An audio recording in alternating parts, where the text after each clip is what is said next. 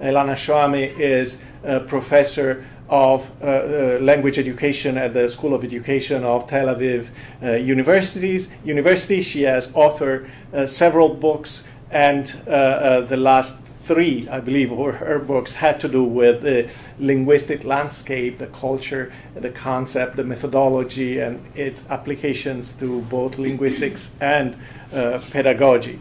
Having been there for yesterday's presentation, I think Elana not only brings a lot of energy to the profession, but she's a wonderful role model. She's the person that students are exposed to and will say, I want to be a university professor. And I think we need more people like you, not just intellectuals who can be stimulating, but people who can generate passion in their listeners for this field, who can show the joy that comes with this intellectual profession.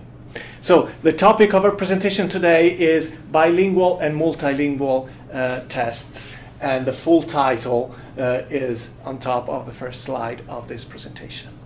Elana. Okay, thank you. Thanks. So I'll try to do, given that it's a small, hopefully we can do it more in a kind of interactive way. I'll try to finish before, and we can see whether we can do it. But the point of the talk is about the whole idea that we actually we talk about multilingualism, we talk about multi-languages, and we talk about bilingualism. It's very funny because just today I looked at the program that we had, because we changed our name in Tel Aviv from language, teaching language, acquiring languages, whatever, to acquiring language in multilingual societies, multilingual context. And then I looked at the courses, and none of the courses really dealt with multilingualism. So I wrote back to the chair of the department. I mean, we changed the name, but we are still the same. We have a different hat, but we. So she said, "Oh, good comment, good comment." I try to see. So I think what happens is it's a token kind of. We say multilingualism. We don't really know what it means. We talk about translanguaging, and we heard Ophelia the other day, or I heard in Chicago. And we don't really know exactly what we're talking about. And I think basically, and I could see it in AAAL too this year, I think we're searching for answers. We really don't know. We know it's a point of crisis in the profession. We know that issues of second language acquisition with a native speaker don't work anymore. We know that the world is mobile, the world is moving, the world is global. How do we function as, we don't know what to do, I think, deep inside in our profession with this new reality. And people were commenting at AAAL in Toronto a few weeks ago how, it was so flat. The conference was kind of flat. We felt, I don't have to say about everybody, but we felt there was nothing really new. And in a way, we're thinking people are kind of at the point of new ideas, new concept, a new world, super diversity, as you see here on this title, which is Jan Bloemart's big thing in Europe. Everybody talks about super diversity. People say, oh, so what's the difference? We're always super diverse. Yeah, but what did we do about it? Did we move it? Yeah, everything was super diverse, but we never recognized it, I think. And Jan Bloemart and other people are trying to show, and I think the article I sent you yesterday by mail, it was about, okay, it's new Chinese. Now we're talking about, of course there were Chinese, but the idea that Chinese now is being taught as a global language. In Mandarin, all of a sudden it's not. So people who use Cantonese before saying, wait, Cantonese is good, I use it, my home language, my heritage, but what the world needs is another, I want to know Chinese because it's not just a heritage, it's a world language. So this is one example where we know that languages are different. Now, what is Mandarin in this day and age? So is it the same Mandarin that's being spoken here, or it's mostly language which is used for business, which most people like to learn Mandarin because of that? So we are facing change. Now English, think about English, the whole idea of ELF that I talked about. No, I didn't talk about it yesterday, but I talked about it in Chicago. But I'm sure you know what ELF is, the English lingua franca. So English lingua franca, so there's so much recognition. There is a different type of English in this world, no question that what I speak to you, and many of you probably speak the same variety, is not the language of the native speaker. We speak, my English is Hebrew and English together, and so is Dorit's probably. And I think we're talking, and your Italian is obviously, whatever you say, your Italian comes out, you know? So what are we talking about when we're talking about those mixes? So we had the illusion years ago that if we do this kind of, we don't recognize it, eventually some people will speak all like them, the natives, whoever they are. But it doesn't work like this. You know, we know that my mother could be for 30 years in Israel. She was born in New York, and her Hebrew is still like New York Hebrew, Brooklyn Hebrew, I would say. Very much so. And so these things stay with us forever. And I think we see a recognition of the big revolution, I think, now is that we are beginning to admit, to accept those huge varieties that are happening in the world, and the illusion that we will speak like them is really an illusion. We're never going to speak like them, and they're going to not speak like us. So if English lingua franca is big, I don't think that you, Joy, can speak English lingua franca. What you will be speaking will be a different, it will be U.S. variety. But still U.S., whatever U.S. is, I mean, even to say U.S., but your variety, which is recognized for some reason as the better one. So for many years, people talked about, yeah, we all want to be like them. And hopefully, and schools hope for it, and tests hope for it. And what we see today, that this is not the reality, really, because people continue to use different varieties, and we're talking about acceptance of these varieties. So we know that this is a different world in so many ways, and especially in Europe today. But here also, look at this campus. This campus is so diverse. I mean, it's unbelievable, really. When you walk around campus, you see really, you see what America is, or what the world is like, you know. And in some places you may not see it, like, but other places you do, especially places that make it a recognized policy to, this is what we want, this is the, and I was talking to somebody, and how come, like, you go to Washington, to the Capitol, and they talk, we are a nation of migrants, right? And you have this big, like in Washington, the Capitol Hill, they have this movie for tourists. And remember, we are a nation, and then you see people from all over, and they have all colors and all looks and all whatever, but it's all in English. So when will the day be, I mentioned to whoever I talked to, and we said, when will the day be? They say, okay, we speak, we have immigrants from all over, but we also have to recognize their languages. No, they come, our language, call it like this, our language. They don't come with languages. Or in other words, a message from something, we accept them, we like them, we want diversity, but it doesn't mean much in terms of language. And I think to a large extent, we as linguists were weak in arguing for that. If you accept me, you have to accept my variety or my whatever language I use. And what's happening in schools and everywhere, we have those language tests that actually kind of don't recognize this diversity and variety. And I think this is what I want to talk about so much. I don't have many solutions because it's more a way for the future, because all my life I worked in testing, and I wrote books on language, power of testing. And I talked a lot about what we call critical language testing. And by critical language, I'll have to stand still. By critical language testing, we talk about raising questions, just for those of you who don't know, but it's a whole subfield within language testing that's called, in fact, the award I got, you mentioned yesterday, was for my work in critical language testing, which meant that I doubted tests, and I doubted the power of tests. So these are the kind of questions we ask. What do they measure, really? When we talk about language, what do we mean by language?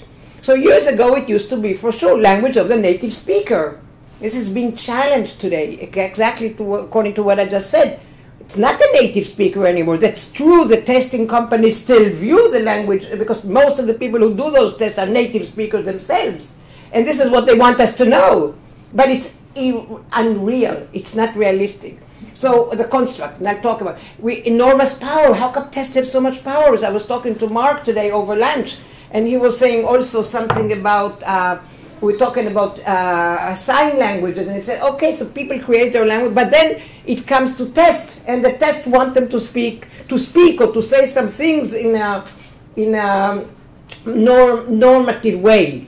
So, and others, and okay, examine the impact, cost, ethicality, equality, justice. I mean, these are the things I'm concerned about when it comes to tests. The tests have a huge impact, because if you think of the example that we used over lunch, the example of let's say, Navajo in New Mexico, and you see people there were immersion programs teaching them in Navajo, which is fantastic to do an immersion program in Navajo, immersion program in Yiddish. We were talking about that, actually. That was the context, not the sign language. It was the context of Yiddish. And then they take this large test, and the tests are in English. What do you do then? So everything that we try, like even the two-way immersion, like Spanish-English, but the tests are in English at the end of the day. So what do you do? So I, as a language tester, feel that we're not ethical. If we're talking about this construct being multilingual, and we are encouraging a variety of languages, why is it our tests are so limited? And they are really the most powerful product. So engage in activism, advocacy. One of the things that I try to do and other people to change tests, to protest tests. I'm very much from the opting out movement. And I think I told it to somebody who said on Sunday in Chicago, he said, opting out, look at Obama, he's opting out. He's sending his children to public school, to private schools. Private schools don't take those tests. So opting out is only for the rich. The poor people cannot opt it out. They don't even know the idea sometimes. So, okay, so this is what we try to do to change things. Enormous responsibility. I think in one of my earlier work is about we testers have responsibility to create tests like that. So, I'll just say a little bit about the different components of tests, and I'll show you what I mean here. So what are we talking? What language testers have been doing over the past few decades is they didn't do much about the what, that I will say. What are we testing, really? Okay, it was clear that they're testing a person, how close or how far they are from nativity, from being a native speaker of a language, whether it's in Hebrew, whether it's in English, any other language. Okay, so the bilingual, ELF, not considered at all. So we have those developments in language learning and none of that. The how, lots of techniques. People have been working on techniques, multiple choice, open-ended, all kind of issues, all kind of techniques with computerized assessment, all these things very much developed. But what are we testing has not. The impact, I'm saying critical language testing, this is what we look in critical. What impact does the test have? If the schools in Arizona stop using Navajo because of the No Child Left Behind, that's negative impact. So we're trying to look at the impact of tests on what happens. So when things like this, when the tests, so talk about the paper that Kate Menke did, her work, her dissertation actually, she's from here, from Queen's University? College. And that is where she showed specifically that all the schools who were teaching other languages, many schools in New York City, in New York area, stopped using those languages once the No Child Left Behind got introduced. So much less bilingual education, bilingual courses, okay? And the stakeholder, we also talk about who makes a decision. And I think I told some of you I work with principals. I'm trying to impact on principals and people who really make, or parents, to try to make this difference. Okay, so, and I want to talk first about expanding language, but I already talked about it briefly, so I'll just show you some of the slides, because the idea is, okay, this is what I just said now, right? You see the major advances in the how, not about the what. We know that but language today is much more diverse than we originally thought.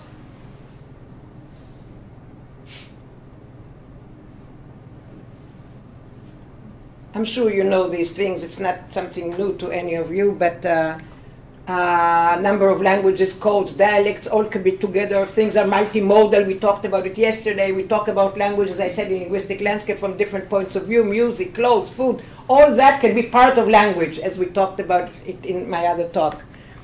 And in English, talk about new Englishes. This is kind of the ELF thing, okay? Lots of languages, and here is one example. For example, this is the thing I showed you yesterday. So this is English too. It's English letters and Hebrew words. So every variety now can be English in many ways, or you can have something like that I showed you yesterday. So you see that English is a try to read this Rehov, Lochame, Harova, Betashach. Not only that you won't understand what it means, but you won't be able to even read it. But this is English letters. So Englishes are all over the place. Sometimes the words are in Hebrew and the letters are in English. Sometimes the other way around, you know. So, I mean, Englishes are very, very, it's one example only, of course. Yet all language tests measure competence in one language. And this is really what happens. And this is the problem. So the fluidity of language is totally being ignored by language testers. In the test construct, the what? In the rating scale, the CFR, you know the actual, but the CFR is bigger, I said, than the actual in the word, the Common European Framework of Reference. If you didn't hear about it, just Google it and you'll hear about it, and it's really, you'll be shocked to see how powerful the CFR is. The non-native speaker criteria. In grades and scores, we still score. You're not a C2 if you don't sound like a native. You're C1 or B2 or on the CFR or on different levels of the ACTFL in the full language repertoire. And I think that's something important to mention, and that is the whole, and I think I've said it already, but probably not here, the whole full language repertoire, which we talk about a lot today, and I think this is really a major innovation. We're talking today about innovations in the field, and I brought this too. And this is the whole idea of the full language repertoire means that we don't talk about the person knowing one language anymore, but we look at your language repertoire as summation of everything you know. And it can be very different things in different languages. So I may have mentioned the idea of the Yiddish. So I can understand Yiddish only. I can understand it, but I understand it really well. In German, I can make sense and say a few sentences. In French, I can even read, because we learned it in school. In English, I can speak fluently, but we will always recognize me as, where do you come from? Where are you from? Where are you from? Where are you from? Whatever I try, even if I try to hide my language, I always get this question, the where are you from? So what is it in my language that generates this kind of question? Where are you from? Is it my accent? It's my looks? Maybe. I mean, I don't think I have something that is different than some of the other whites in the USA, you know. So what is it that people always ask me? So clearly something in my language sounds wrong to them, because they don't ask me this question when they see me dressed. They ask me when they hear me say one sentence. You know exactly what I mean. Where are you from? So the where are you from question is very nice to ask, but on the other hand, it always says, in other words, you are different. You are somebody else. You are not one of ours. And when they ask and I say, I'm from here, what do you want? You're from here. I live, and I give them the address. I live in Colette Street 55. I don't know what. Okay, no, that's not what I meant. I meant something else. So what did you mean? Okay, of course I know what they mean, you know. In other words, where is your accent from? So the first, that is really the question. And I think this is the whole idea of what do I'm expected. That's not what I'm expected to be. Even in New York City, which has so many people from other places with similar or different accents. Anyway, so the full language repertoire means something very important. It means that my language competence or performance or whatever, I don't like those two terms, I must tell you, but my language is really a combination of all those languages I know. And it can be French and Yiddish and German and Hebrew and English. So I have pretty good repertoire, but I don't get recognized for any of these other things. So in each one, if I take the test, I'm deficient. You know, I'm deficient at this, and I don't see it as deficiency. I think it's fantastic that I know a number of languages, that I can kind of move around with them a little bit. Sometimes I need one, sometimes I need another. I have guests who come from Germany, and I can follow their conversation and a variety of things. But the schools don't look at that. So even I think about my daughter, who's making really huge effort to talk. She lives in America, and she makes a huge effort to teach the kids Hebrew and maintain Hebrew. Never ever in school do they ask her, do they know another language? Never. It doesn't get recognized. Nobody cares about it. They care only about her English, the kids' English. Not even when the kids were little and they had to take this acceptance to elementary schools like you do in New York. Nobody asked, oh, do you know another language? So maybe, and especially as a child, she was like 4, can you imagine, when she started taking those tests? And even when 4, she had her accent was Hebrew mixed with English, you could say. But nobody, I think the fact that she had an accent worked against her. So the fact that you have a language that is not really what is recognized already is being viewed as something bad. So with time, she adopted this kind of totally English accent, and Hebrew she talks more with an English accent now.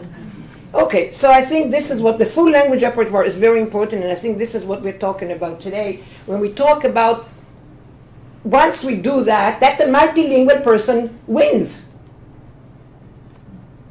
Because the monolingual cannot compete, right?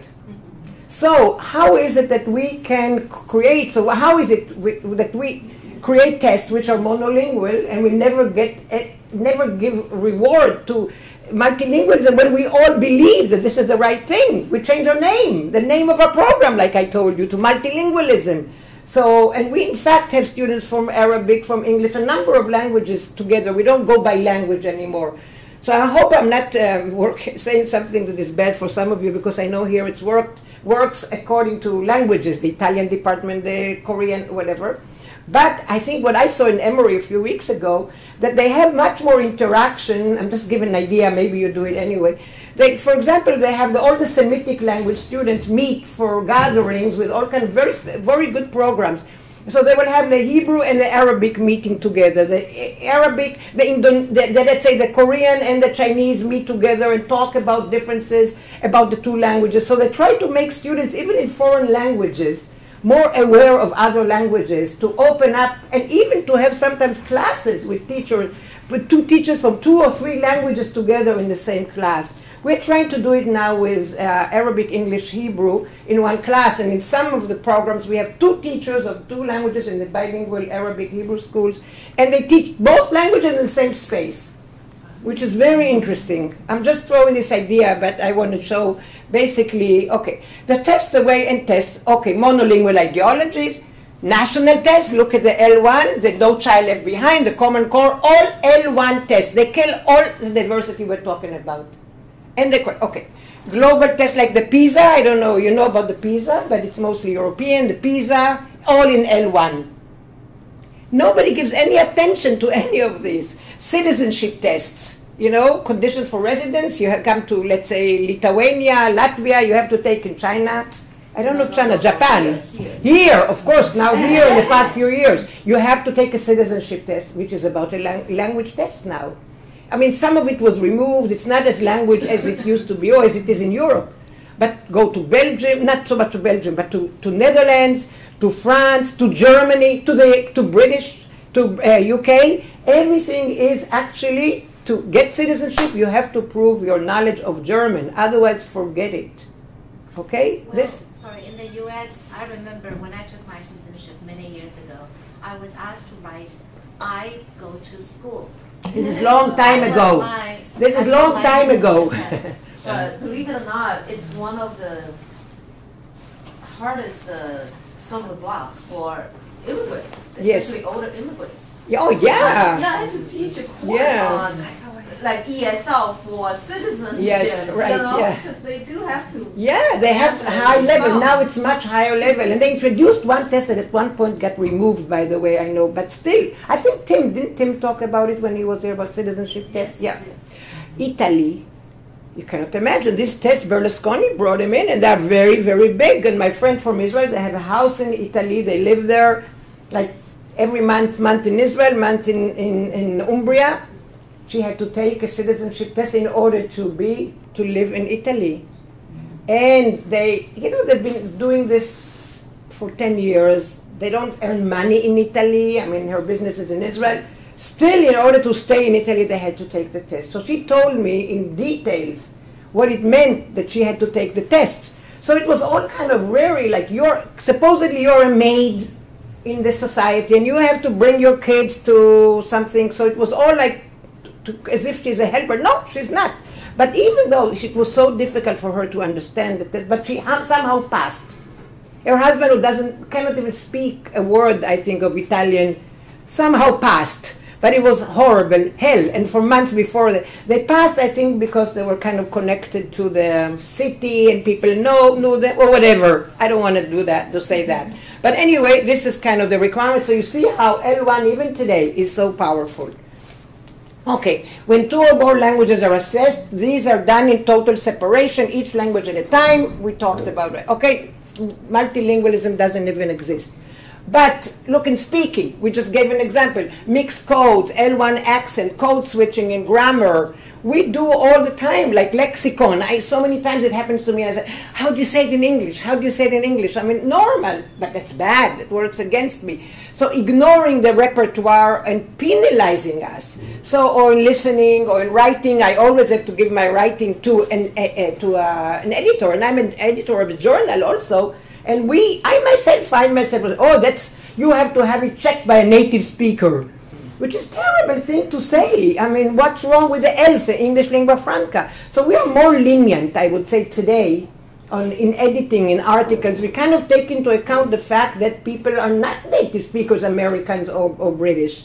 And we are trying to, but still this happens. All right.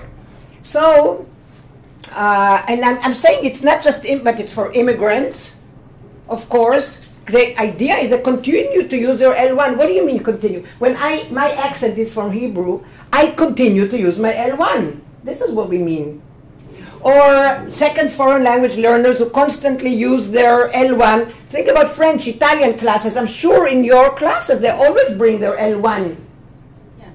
I'm sure. And it's okay, you know. The only reason we for a long time thought it was bad was because of colonial view of the British.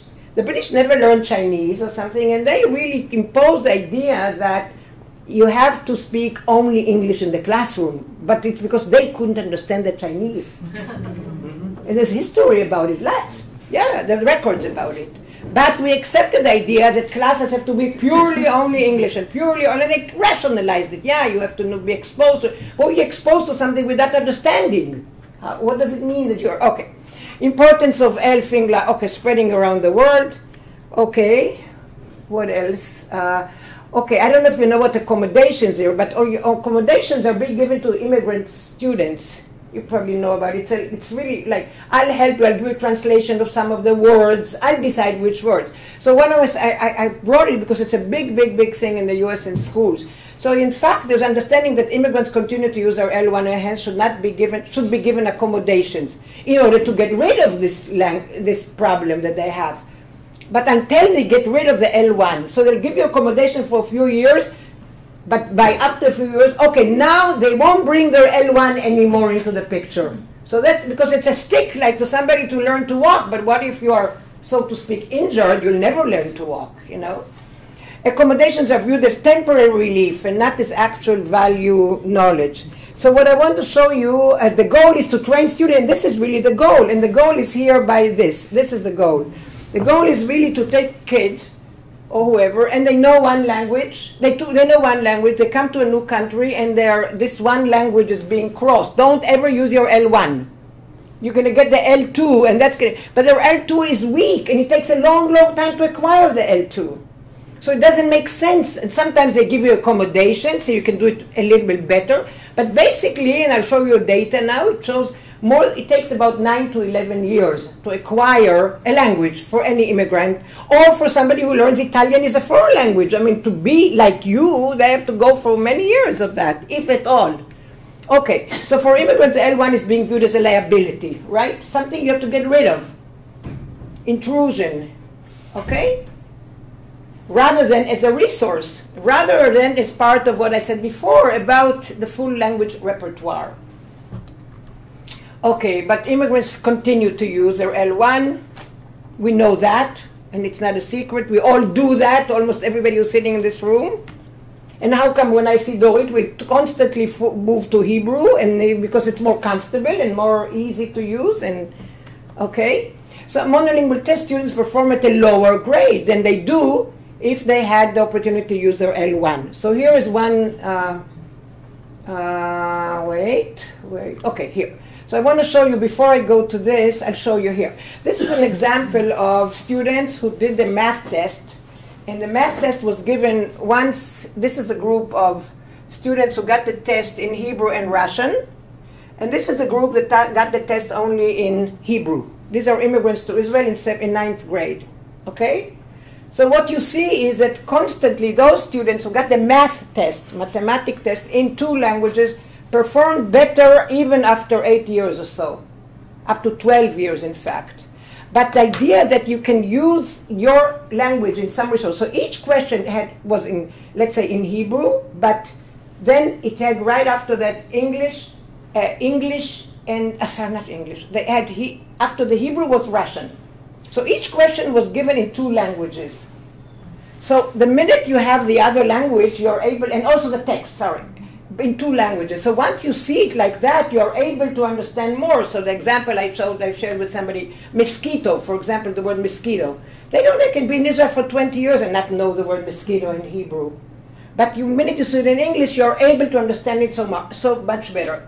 So this is the model I'm kind of pushing, and hopefully we'll get some money. We're already, with some groups, we try to get money to do more experiments to look at how using 2 languages help you further to do better academically. Okay, so this is why bilingual facilitate higher performance. And Ellen Bialystok, she always talks about the brain, and we know the brain of multilinguals doesn't work the same as monolinguals. So I don't know what to do with the monolinguals, but with the bilinguals, this is what to do. But let them worry about it. Okay, but I want to show you, it's very interesting because it's kind of, this is a study that we had many years ago, 2002, but I still use it as always. And this is like a study, it's a national study in Israel, how many years it takes immigrants to learn a language.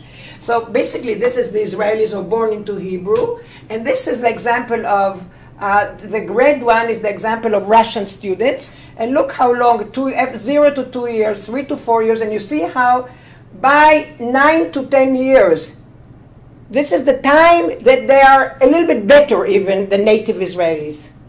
So for Russian kids who come with they don't know Hebrew, so they have to learn Hebrew, it takes them 9 to 10 years to function academically in texts. So you come as an immigrant child, it doesn't come overnight. I mean, now think about the 9 to 10 years. In the meantime, you sit in class, you don't understand anything. You may get some accommodations, you may get some help, but basically it's a very long process. So this is a snapshot. This isn't longitudinal. This exactly. Is all this is a snapshot of the whole country. I see. And this is why I didn't want to explain it, but for example here, these are immigrants who came many years ago, but the methods didn't change. So this is really a representative sample of each, of like 0 to 2, 3 to 4, and so on. And now what comes to the Ethiopians who come from low ECS, and some of them are elite, so they never ever, first generation never makes it. And here, I don't want to explain that, but that's the first year people didn't even know what to do with them. So this is why they got okay, now look at the next one, which is like the same idea as a snapshot, but totally represented because it's a representation of the whole country. It's really all the kids, and it's a very good sample. So it's here what happens in math. Now, kids from Russia come with a high level of math in Russian, but they cannot perform problems. I mean, when you look at exercises, not number, how do you call it? Word problems are difficult. I mean, numbers, no problem. They do very well. But okay, so here you see again the reds. Again, you see 9 to 10 years, but they come with good knowledge of math. What happened there? It's words that they cannot complete. Okay, so there we see how long, again, Ethiopians, I don't even want to say what's happening. You see low, low, low, low, they never go up. Okay, so this is why something like this is so important when you give them, let them count on their home language. Why not? Okay. I mean, we're doing some of it. I must say in Israel, we do some activities in the ministry where they start giving them like activities in their L1 as well as part of that. But they're more even English speakers. This is a small sample, just one pilot of my student. But still, here they were in Israel for 10 to 15 years. These are kids who spoke English, and English is very popular in Israel. Still, you see the language of the test was in Hebrew or Hebrew plus English. All of a sudden, those kids got 84 instead of 59. And these are they got almost like the native Israelis. Once they had the test in 2 languages, Hebrew and English. So it makes sense. And if you think about, I can elaborate a lot about it, but you think about how kids talk to one another. Like, let's say Dorit and me, now we had to answer some activity in English here. I'm sure we would talk about it and try to make sense of it in Hebrew. It's more comfortable for us. So I think Hebrew plays an important role here. Yes. Mr. Elana, so when you say the test is given in two languages, Hebrew and English, does it mean given twice? No, in the same test. In the same test, but with translation? Two groups. Yeah, translation. But we had two groups. One that only got it like that, and the control. But it's translation of the activity. Okay. Mostly of the activity, sometimes also of the text itself. I can show you. But the fact that they were able to do it, the mathematics, because the question is not whether you can read or not, it's whether you can answer the question correctly. Okay, so this is, and we have more data on that, and lots of people in the world, because think about Africa, where they have lots of, this is what I think I wanted to show you some, and here, more, okay. But I want to show you, before I get to this, no, okay.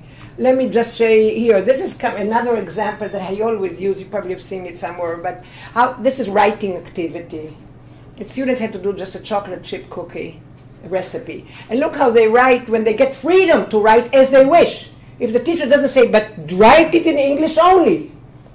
Nobody said it. Okay, how do you do? Take the batzek and shofech in the tavnit. Take the let, and I don't know what it means, and shofech in the ke'ara, put it in the bowl.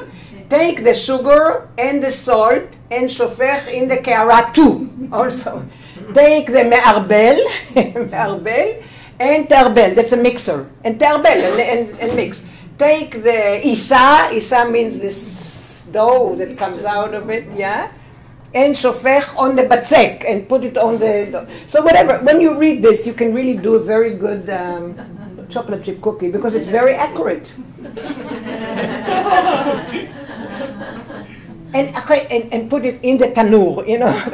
But I think it's very interesting, because if we were in a situation that we would encourage people to do it, people would do it even more. But we always tell them in English only, Italian only, okay? But if you don't know it, don't you want to communicate? Okay. So additional factors, I could bring, I don't want to, because it's 1:45, and I want to just kind of, but this is what we're trying to show, that there are other factors. It's not just factors like familiar topics. Like, for example, I'll just show you one example. These are the former USSR and Ethiopia. So when we had topics of migration, the immigrants could do very well on topics of migration. You gave them unfamiliar topics, they got 37, okay? Difficulty, two topics. One is first language maintenance, we chose those topics. Second one was difficulties in immigration. And when it was a familiar topic, they did so much better. So it's not just language. I want to say it's also social and also culture. And I don't want to say more about it, but okay, one thing, somebody came up with this comment today, I don't know who it was, maybe you, about the whole idea that kids in math, maybe, I don't know who it was. Me. Huh? We're talking about math. Okay, maybe, but the idea is like, when you put visual, instead of, let's say, the word mosquito, just, or formula, or multiply, you put a visual, multiply, you know, the sign of multiplication, or verbal, or symbolic, you put the sign, I'm sorry, symbolic is the multiplication, like you do a sign, like multiplication, I don't know if I cannot even say it, visual, you put a picture of a mosquito, let's say. So the minute you put this, right away you see that the same, all of them, the Ethiopians and the Russians, they'll do better, because they're missing the word. Once you put the symbol or the visual, they do better. I don't want to go through the data, I can send it to you, but anyway. So, all right, I mentioned it to Joy before. No, their analysis of sources are okay. Now we know a little bit of why these are happening. I don't want to dwell on this, because I really would like to say something kind of to conclude and say additional data. So we have this work that's taking place in Africa. You know, in Africa, most schools, they study in English. Everything is in English, but after 3rd grade usually, and but in fact they don't, because the teacher finds it difficult to do the whole class in English. So they do Kiswahili or other local languages, because, you know, obviously, it's kind of when you go in Hong Kong to English-only classes, what do you call them, the ESI? No, EI, the English medium instructor, EMI versus the CMI. And then the same thing, the idea is that people, they basically study in 2 languages, English and Swahili, Kiswahili. and the tests are only in English. So of course they find it very difficult. So there's very interesting work by Ray Dickens a few years ago to show that why are some of the problems. And here there's more work about it. And there's more and more work coming out now. And I want to tell you that there's more work also in ETS, even in educational testing service. They're talking now about multilingual testing. Let me just say a few more things. And then perhaps we can talk about it. Oh, here are some examples you can do in 2 languages. These are just the initial examples.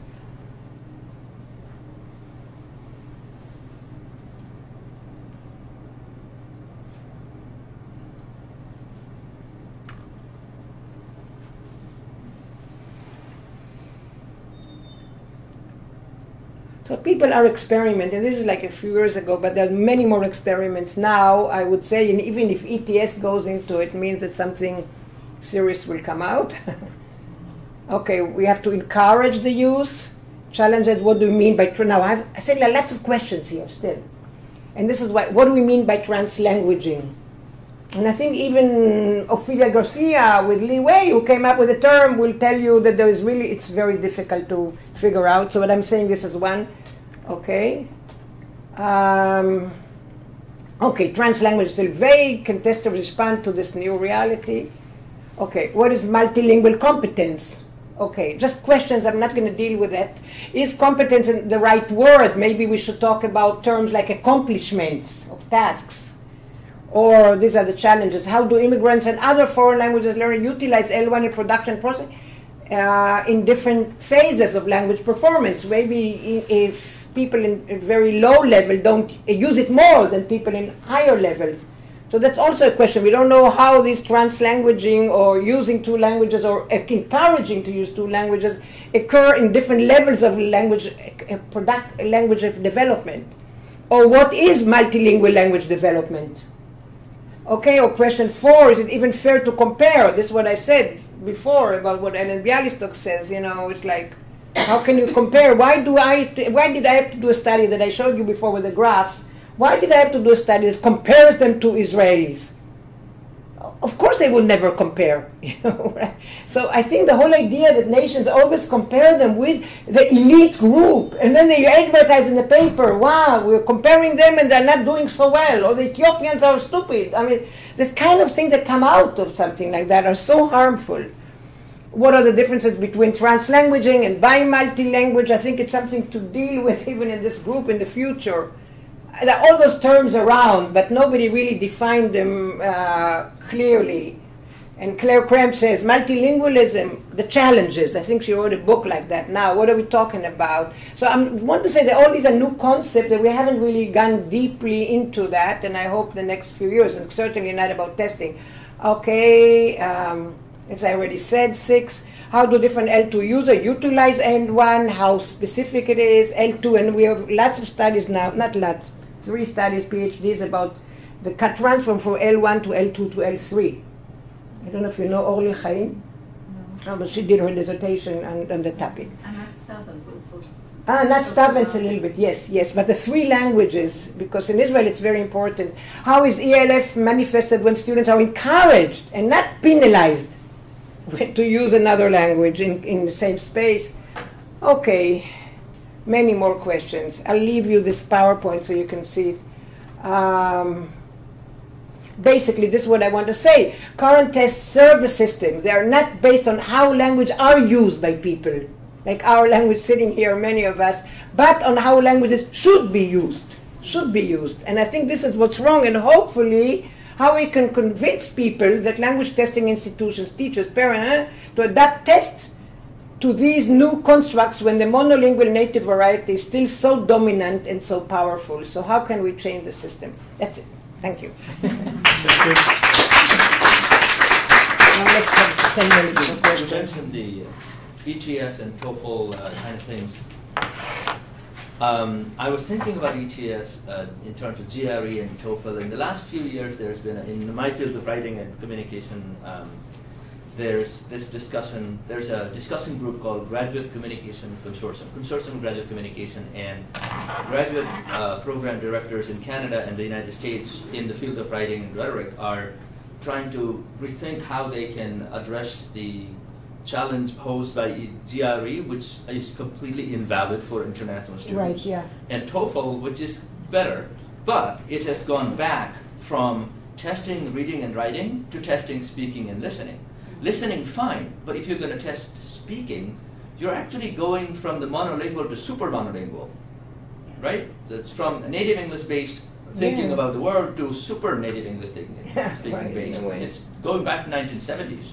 So these guys are walking back, we are walking forward, and the good thing is that some administrators, people, scholars who have administrative power are now asking this question. I don't like TOEFL and GRE. What is my alternative?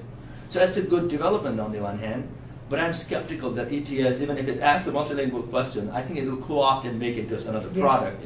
Yeah, I don't trust ETS, but I just say that level. But it's not that I think ETS will come with the answer. I don't No way. But because I know it's a buzzword now, people are beginning to use this term. And I wrote articles about it, so they will co-opt it, I'm sure. But there's a guy, Alex something, I don't know who's experimenting with, from the experiment, always you see with the ETS, they do the experiment level, it works, and then when they have to do it mass production, they co-opt it. Yeah. Yeah, but I don't know, a friend of mine, a colleague of mine in Belgium, got now a big grant to do this kind of multilingual assessment. So hopefully we'll begin to see, I would say, some change. Some people are realizing, see, me too, I don't have the answers. I'm just saying this must be the way to the future. Because if we don't change the tests. So again, my question to you is then, in your observation in Israel and here and other parts of the world, do you think that our discourse, our getting up in arms with about this backtracking by ETS and the powerful companies, what is the situation in terms of institutional policy, institutional practices, vis-a-vis the scholars now really getting the word out? Do you think we are moving in the right direction and it'll influence enough to change the systems? Or that's a big question. I don't know if it will be, how influential it can be. I work with the ministry. I will give talks about these topics everywhere. So whether it's how much an impact it will be, and other people too. I'm not the only one, of course, but I don't know. You are asking whether we think we have a chance to influence them. I think there is a progression now. Like somebody said, you said, you cannot go to a session, you couldn't go an ARA to a session without hearing the word translanguaging. This is huge. Listen, this 2 years ago, what was translanguaging? We didn't even know what it was. Now, all of a sudden, and last year also, AAA, translanguaging. Multilingualism. Look at multilingualism. The word multilingualism. The fact that we will change our program to multilingual. I mean, the fact that your center here also multilingualism here. This, you know what I mean? Here, this room. So I think there is the word. I think there is kind of in science there is evolvement, and I think this is where it's going. There's no other way that you will go because of what is happening in the world today. Also, the buzzwords. One word this year and one word 3 years down the road, another word, and sometimes the same set of scholars who popularize multilingualism will say, no, we shouldn't use multilingualism anymore. The danger of that is while it is good for the bubble, the limited number of people, the other people get so, buzzword fatigue, and then they throw the baby with the bathwater. It's going to happen too, of course, but I think people are talking more new policies, which will be different. I think I mentioned it yesterday. Than 10 years ago in that we're talking about a number of languages. Like you start in first grade with one language, third grade another language, fifth grade another language. In Europe, to a large extent, people are talking more and more about multiple languages, and certainly languages of immigrants and language of the community and Chinese. So I think people are beginning to realize that these are, but I think it's a huge change. And the testing is the most difficult one. Because to recognize testing means to really recognize power. Yep. So I'm not denying that it's a huge challenge. Yeah. And I hope it's not going to be baby with the water, but I just feel it won't, Are we doing okay with time? Yes, we still have 5 minutes. Yeah, 5 minutes. If I just say something quickly, I think testing is about gatekeeping, right? So I think this is a much bigger problem. This is a small symptom of a much bigger problem.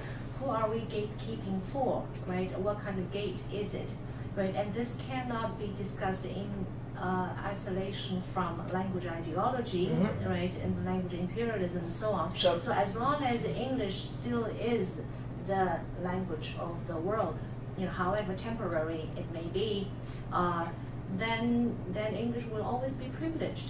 Right? No, but I think like it's yeah, but what I like the work that you do so much, and I have so much respect, because given today's human mobility and digital information, we go from place to place, and there has to be this sort of space for multilingual speakers, right? For multilingual communities. But the monolingual bias is not just a bias by the speakers of the target language, but by the speakers of the native language as well. People think there's something that's not whole about you if you have something else. So it is about creating parallel linguistic spaces, multiple linguistic spaces, parallel identities and communities. But I think all of us, I think in this room, we're all, multilingual in some ways, to some extent. And then I think it's very hard for us to find a space, right?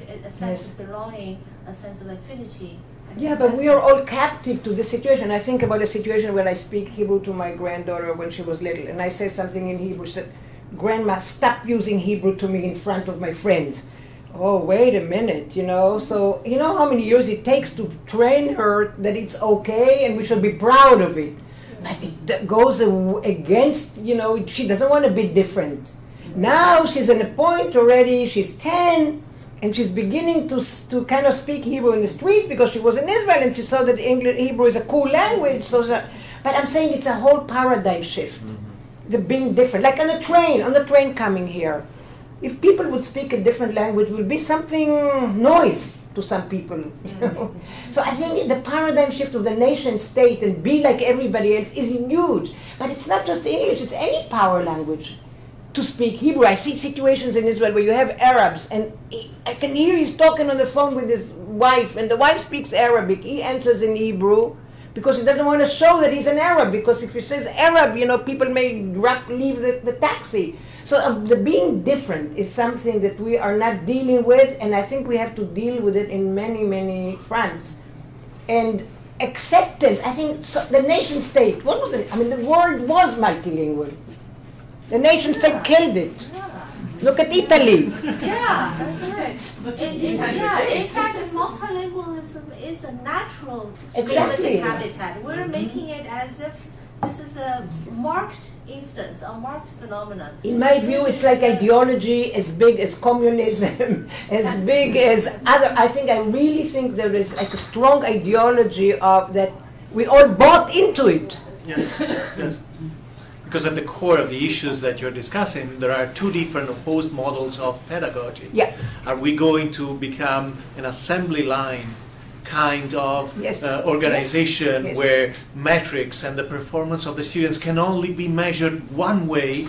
Or and what I think is important, to recognize the human diversity at a deeper level and be able to assess progress in a reasonable way without only relying on metrics. And saying this student is as valuable and as advanced as another student because he might have deficiency in one area but multiple skills. Yeah, that or not even call it deficiency. Call it a variety, different variety. Just to borrow from the dominant ideology. Right? Yeah, so for a long time we called it like people spoke another language. It was something like it's I say let's call it biological. You just like when they gave this test for immigrants, older immigrants, mature, and I asked them why do you give this test? Because an older person cannot ever learn a language, and you say they cannot do it. I wrote articles about it. I think he just cannot do it. Oh, he cannot do it. It's not that he doesn't want to do it. How do they look at people who don't learn the language in America and this one? Oh, he just doesn't want to be like us. He doesn't have motivation to learn, right? We hear it. Yeah, if she only tried harder, she'll be able to. But this idea of trying hard, this is what you're talking about. I try hard and I'll be there. Is very different than this is the reality. You have to accept it. So I think it's a big revolution to do. I'm just throwing the ideas out, but the tests more than anything else show thank you so much. It's been a very interesting presentation. Thank you. And a lovely discussion as well. Yeah, okay, So thank you. thanks again for coming. I'll see you in New York. Yeah. Yeah, we hope to see you again in the future. I'll send Okay. you my cell phone. Okay, fantastic.